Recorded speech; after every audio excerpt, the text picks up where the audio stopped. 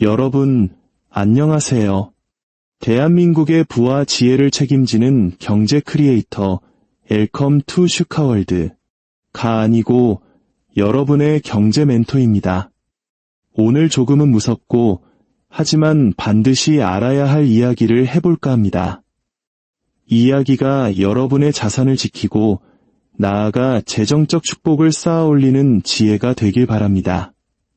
그 지혜를 얻겠다는 스스로와의 약속의 의미로 구독과 좋아요 지금 한 번씩만 꾹 눌러주세요.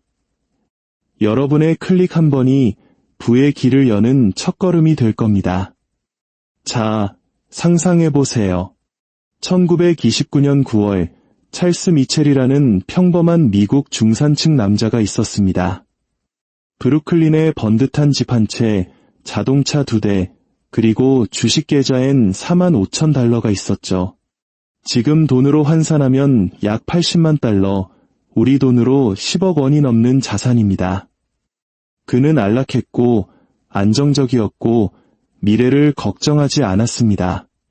하지만 정확히 18개월 후인 1931년 3월, 그는 집, 자동차, 주식, 모든 것을 잃었습니다. 그리고 1947년 허름한 하숙집에서 쓸쓸히 생을 마감했죠. 시간을 건너뛰어 1973년 1월 피츠버그의 공장 관리자였던 로버트 해리스. 당시 연봉이 $12,000, 지금 가치로 $85,000, 약 1억 원 정도 되는 꽤 괜찮은 소득이었습니다. 그는 막 투자용으로 두 번째 집을 샀죠. 하지만 18개월 후인 1974년 7월 늘어난 대출 이자가 그의 소득 60%를 집어삼켰고 결국 집 두 채를 모두 날렸습니다. 그는 다시는 부동산을 소유하지 못했습니다. 그리고 우리에게도 익숙한 2008년 3월, 세크라멘토의 교사였던 수잔 첸. 그녀는 주택담보로 $34만, 은퇴계좌에 $18만 가지고 있었습니다. 꽤 성공적인 중산층이었죠. 하지만 18개월 후인 2009년 9월, 집값은 대출금보다 낮아졌고 은퇴계좌는 47%나 폭락했습니다. 그녀는 58세의 나이에 대출금을 갚기 위해 마트에서 파트타임으로 일해야만 했습니다. 세 개의 다른 시대, 세 번의 다른 경제 위기, 그리고 모든 것을 잃어버린 3명의 중산층. 사람들은 이들이 운이 없었거나 무모한 투자를 했다고 말할지도 모릅니다. 하지만 충격적인 사실은 그들은 운이 없었던 게 아니라는 겁니다. 그들은 무모하지도 않았습니다. 그들은 사회가 말하는 성공의 규칙을 따랐을 뿐입니다. 성실히 일하고 저축하고 집을 사고 미래를 위해 투자했죠. 그런데 왜 그들은 모든 것을 잃었을까요? 바로 세 사람 모두 붕괴가 일어나기 정확히 18개월 전부터 나타나기 시작한 5가지 경고 신호를 무시했기 때문입니다. 4개도 아니고 6개도 아닌 정확히 5개. 그리고 이 5가지 신호는 100년의 시간 동안 3번의 대학 살극에서 단 한 번도 빠짐없이 똑같은 순서로 나타났습니다. 마치 잘 짜여진 각본처럼요. 중산층의 부가 파괴되는 과정은 언제나 기계적인 순서를 따릅니다. 그리고 지금 2025년을 살아가는 우리 눈앞에 바로 그 5가지 경고등이 모두 섬광처럼 번쩍이고 있습니다. 오늘 저는 여러분에게 이 5가지 경고가 정확히 무엇인지, 지난 100년간 3번의 18개월 동안 어떻게 중산층을 파멸로 이끌었는지, 그리고 이 패턴을 이해하는 것이 왜 찰스, 로버트, 수잔에게는 없었던 행동할 시간을 우리에게 주는지 보여드리겠습니다. 중산층은 하루아침에 무너지지 않습니다. 정확히 18개월, 그리고 예측 가능한 5단계를 거쳐 서서히 질식사합니다. 만약 당신이 지금 1단계나 2단계에 있다면 아직 스스로를 보호할 수 있습니다. 하지만 15단계에 있다면 이미 늦었습니다.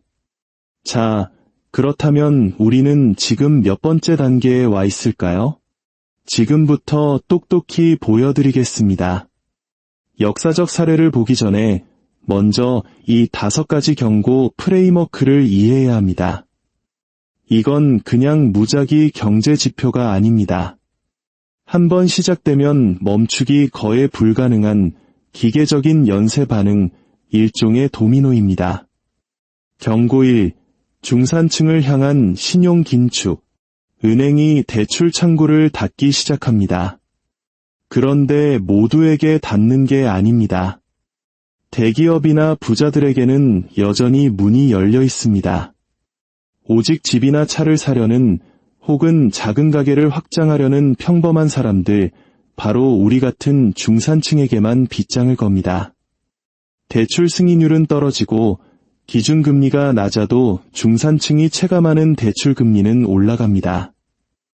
이 현상은 보통 붕괴 18개월에서 24개월 전에 시작됩니다. 경고 2. 자산 가격의 양극화. 주식시장은 계속 오릅니다. 강남 아파트 같은 부자 동네 부동산 가격은 계속 신고가를 경신합니다. 하지만 평범한 중산층의 자산, 예를 들어 수도권 외곽의 아파트, 중고차 가격, 자영업 가게의 권리금 등은 정체되거나 오히려 하락하기 시작합니다. 부는 최상층에 집중되고 중산층의 순자산은 멈춰버리는 거죠. 이게 바로 함정입니다. 겉보기엔 호황 같지만 그들만의 리그일 뿐입니다. 우리 같은 흙수저는 벼락거지가 되는 느낌을 받기 시작하는 단계죠. 경고 3. 고용시장의 균열. 공식 실업률은 여전히 낮습니다. 뉴스는 고용 서프라이즈를 외치죠. 하지만 속을 들여다보면 정규직 일자리가 파트타임이나 계약직으로 바뀌고 있습니다.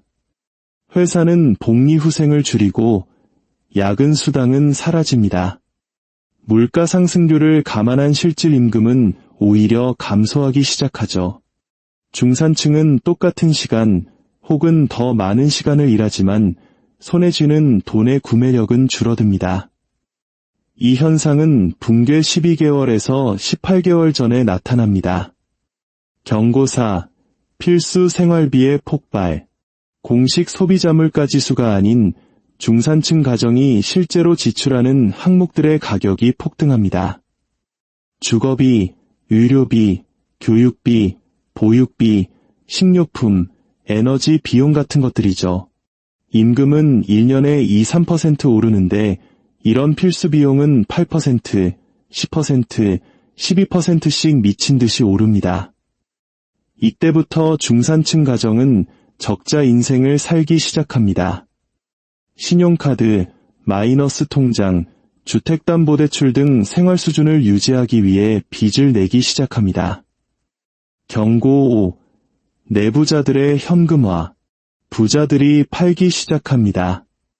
대기업 CEO들은 자사주를 내다 팔고 억만장자들은 현금을 확보합니다. 중산층이 사는 지역에 부동산에 투자했던 큰손들이 조용히 발을 빼기 시작합니다. 이건 뉴스 헤드라인에 나오지 않습니다.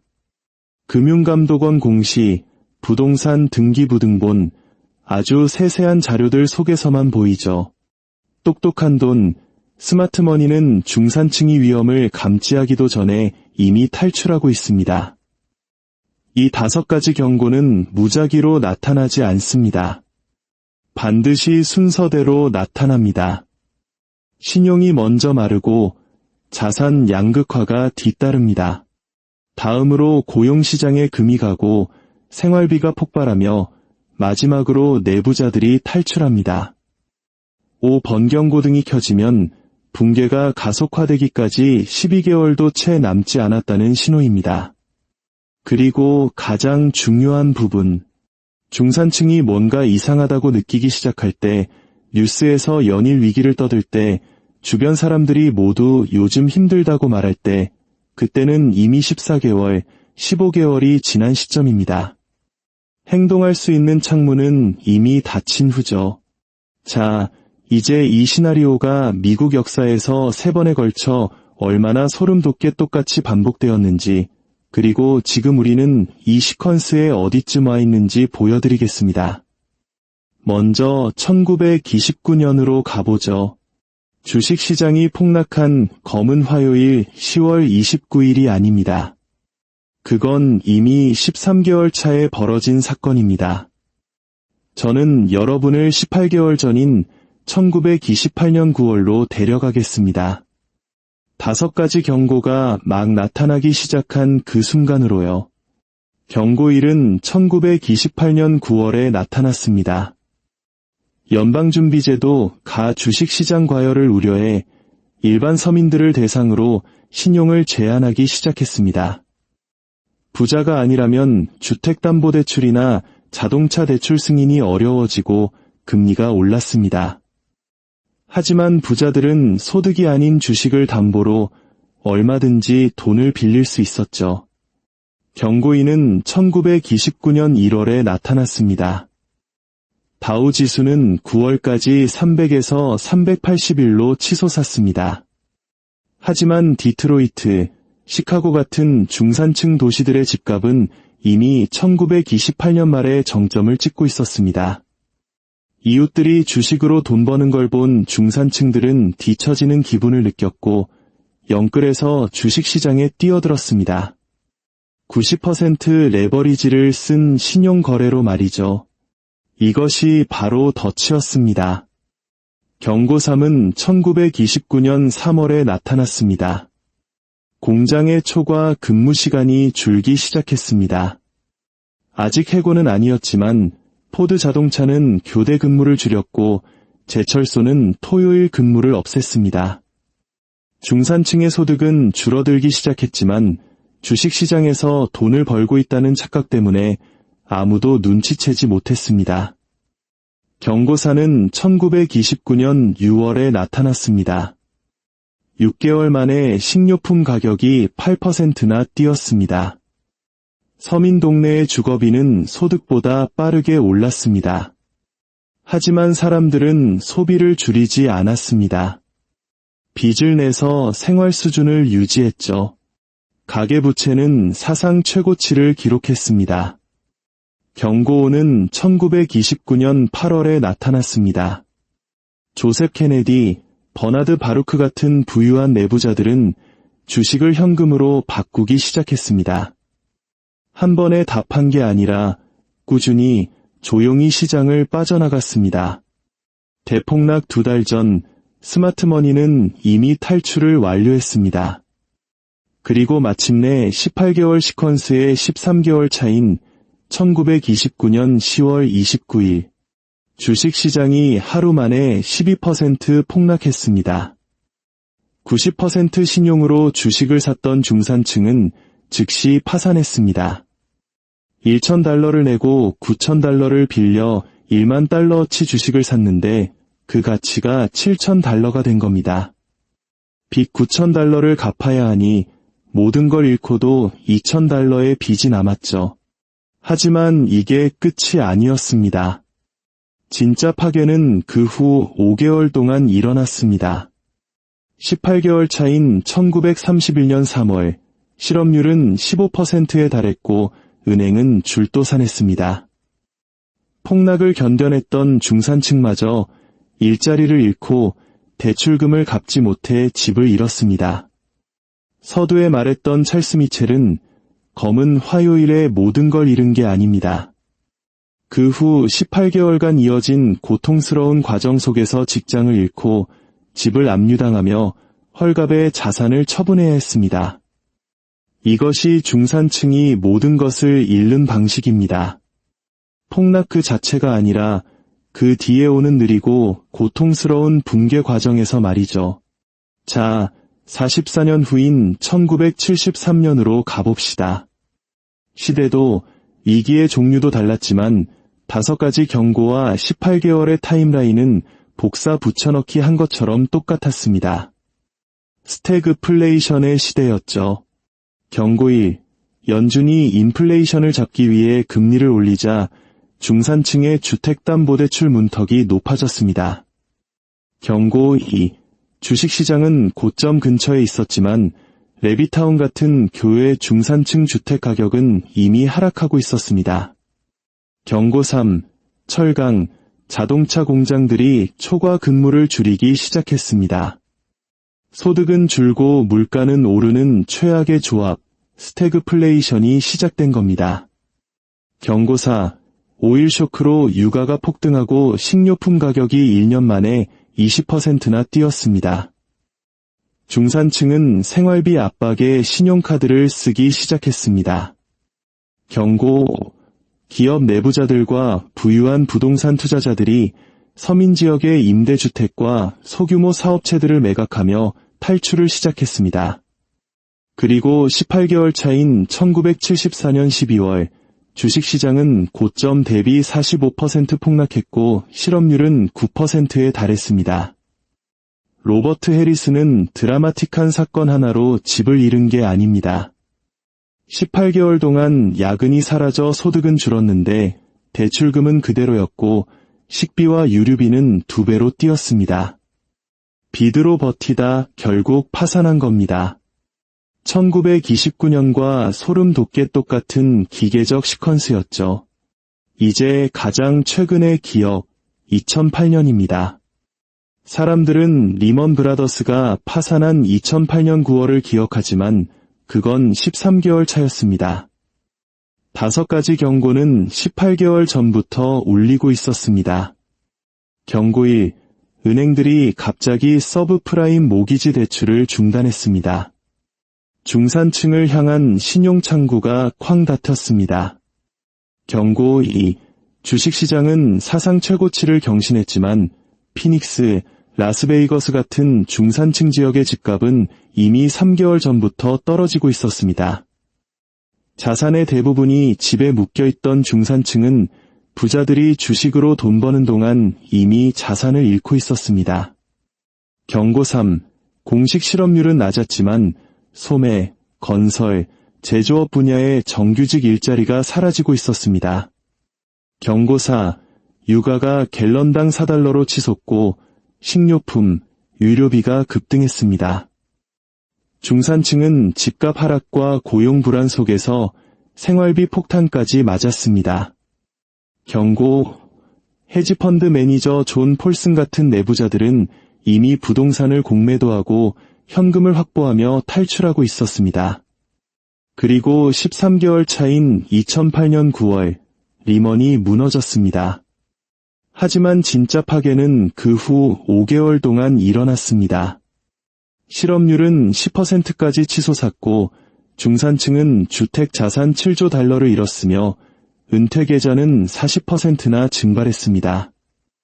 교사였던 수잔체는 집값과 연금이 서서히 녹아내리는 18개월의 고통 속에서 모든 것을 잃고 마트 계산원으로 내몰렸습니다. 1929년, 1973년과 정확히 똑같은 기계적 시퀀스였습니다. 왜 이 패턴은 반복될까요? 왜 항상 18개월일까요? 중산층의 재무 구조 자체가 이 시퀀스에 극도로 취약하기 때문입니다. 중산층은 부자들처럼 다양한 글로벌 자산 포트폴리오를 갖고 있지 않습니다. 대부분 집 한 채, 작은 가게 하나, 그리고 당장 쓸 수 없는 퇴직연금이 전부입니다. 그리고 연봉이 1억이라도 월급날만 기다리는 페이체크 투 페이체크 인생을 살죠. 신용이 마르면 대출을 못 받고 유일한 자산인 집값이 떨어지면 순자산 전체가 무너집니다. 직장에서 소득이 끊기면 자본소득이 없으니 바로 생계가 막막해집니다. 생활비가 폭등하면 버티기 위해 빚을 냅니다. 내부자들이 떠나면 중산층의 자산을 사줄 사람이 없어 가격은 폭락합니다. 이 과정이 18개월인 이유는 중산층이 저축과 신용으로 버틸 수 있는 시간이 평균적으로 그 정도이기 때문입니다. 처음 6개월은 저축으로, 다음 6개월은 신용카드로, 마지막 6개월은 빚이 감당 불가능해지며 무너지는 겁니다. 기계적이고 예측 가능하며 지금 바로 다시 일어나고 있습니다. 자, 이제 2025년 우리는 지금 이 5단계 경고 시퀀스 중 어디에 와 있을까요? 시간이 얼마나 남았을까요? 경고 1. 신용 긴축. 2024년 3월에 시작됐습니다. 미 연준은 23년 만에 최고 수준의 금리를 유지했고 주택담보대출 금리는 5%, 신용카드 금리는 22%까지 치솟았습니다. 한국도 마찬가지입니다. 역대급 고금리에 중산층의 대출문은 좁아졌습니다. 경고 2. 자산 가격의 양극화. 2024년 6월에 시작됐습니다. S&P 500 지수는 엔비디아 같은 기술주 덕에 사상 최고치를 경신했습니다. 하지만 미국 대부분 지역의 중산층 주택 가격은 2024년 중반에 정점을 찍고 하락하기 시작했습니다. 상업용 부동산은 붕괴했고 소상공인의 가치는 떨어졌습니다. 부자들은 주식으로 부를 늘리는 동안 중산층은 부동산과 가계에서 부를 잃고 있습니다. 경고 3. 고용시장의 균열. 2024년 9월에 시작됐습니다. 공식 실업률은 낮지만 테크 기업들은 대규모 감원을 단행했고 정규직은 줄고 파트타임이 늘고 있습니다. 물가를 감안한 실질 임금은 마이너스입니다. 1929년, 1973년, 2008년에 일어났던 일과 정확히 똑같습니다. 경고 4. 생활비 폭발. 2024년 11월에 시작됐습니다. 식료품 가격은 2021년 대비 25%나 올랐습니다. 주거비는 중산층 소득의 35에서 40%를 차지하며 1970년대 이후 최고 수준입니다. 유료비, 보육비, 자동차 보험료까지 모든 것이 폭등했습니다. 중산층은 빚으로 이 격차를 메우고 있습니다. 한국의 가계부채는 이미 세계 최고 수준이죠. 경고 5. 내부자들의 현금화. 2025년 1월에 시작되어 지금 가속화되고 있습니다. 워렌 버핏은 기록적인 규모의 현금을 보유하고 있고 제프 베조스, 마크 저커버그는 수십억 달러의 주식을 팔았습니다. 기업 내부자들의 주식 매도 규모는 2007년 수준에 육박합니다. 스마트 머니는 떠나고 있습니다. 자, 계산을 해봅시다. 첫 번째 경고는 2024년 3월에 나타났습니다. 지금은 2025년 11월입니다. 20개월이 지났습니다. 만약 100년간 3번이나 반복된 18개월 패턴이 이번에도 유효하다면 우리는 이미 18개월을 지나 20개월 차, 즉 위험지대에 들어와 있는 겁니다. 붕괴는 이미 가속화되었어야 합니다. 그리고 자세히 보면 이미 시작됐습니다. 지방은행의 위기, 상업용 부동산의 부도, 신용카드 연체율 급증. 다만 이번 사이클은 전례 없는 정부의 개입 때문에 조금 더 길어질 수 있습니다. 돈을 찍어내고 은행을 구제하며 자산 가격을 억지로 떠받치고 있죠. 하지만 이건 패턴을 막는 게 아닙니다. 단지 폭탄이 터지는 시간을 늦추고 그 폭발력을 더 키울 뿐입니다. 현실적으로 우리는 24개월로 연장된 시퀀스의 20개월 차에 와 있을 가능성이 높습니다.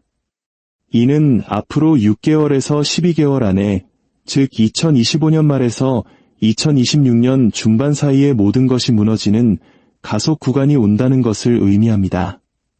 그럼 우리는 무엇을 해야 할까요? 1929년의 찰스, 1973년의 로버트, 2008년의 수잔은 이 정보를 몰랐습니다. 자신이 18개월 시퀀스에 15개월 차에 있다는 사실을 몰랐습니다. 하지만 여러분은 이제 압니다. 과거의 위기에서 살아남았던 평범한 중산층 가족들이 사용했던 정확히 똑같은 생존 전략을 알려드리겠습니다. 첫째, 즉시 부채를 줄이십시오. 고금리 신용카드 빚, 마이너스 통장, 자동차 할부금부터 최대한 공격적으로 갚아나가세요.